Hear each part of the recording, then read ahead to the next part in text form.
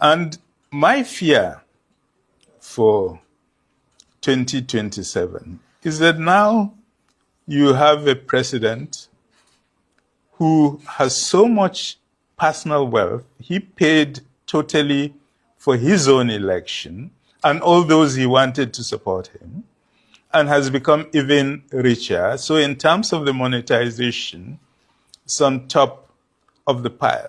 Secondly, there has been no president that has had such a total control of the National Assembly as this president.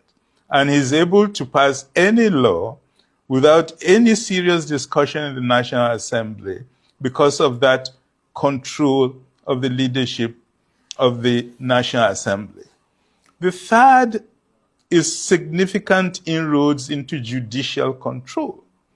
So we are looking at somebody who controls the three arms of government at the same time, who has a vast financial empire, and who is therefore in a position to ensure that the rules as they operate work only for him and his own personal ambition.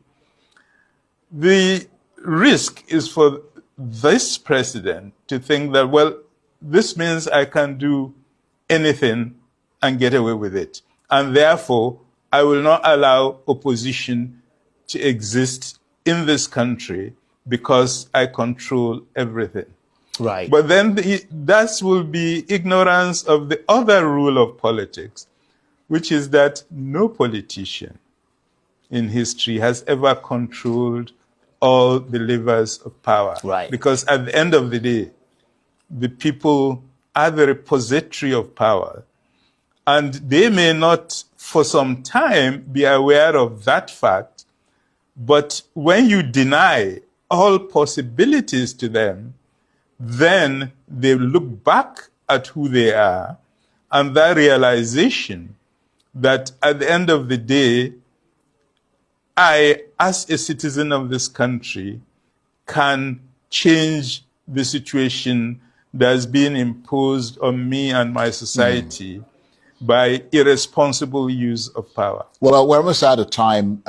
After 50 years, Prof, of studying politics in Nigeria, are you pessimistic about the future of Nigerian democracy, or do you believe the system can reform itself before it reaches breaking point? I've always told myself the moment I become a pessimist, that will be my end, because what do I live for if I don't think positive change is possible? And that was why I was making the point about the citizen, that for a long time, the citizen may not rise and do what is proper to save the system. But at certain times, we've seen that all over the world, citizens mobilize, they arise, they become conscious, and they do what is necessary to fix the system and move it forward. And that's why I continue to do advocacy after all these years, because I believe positive change is always a possibility on the agenda. Indeed. Prof, I want to thank you very much indeed.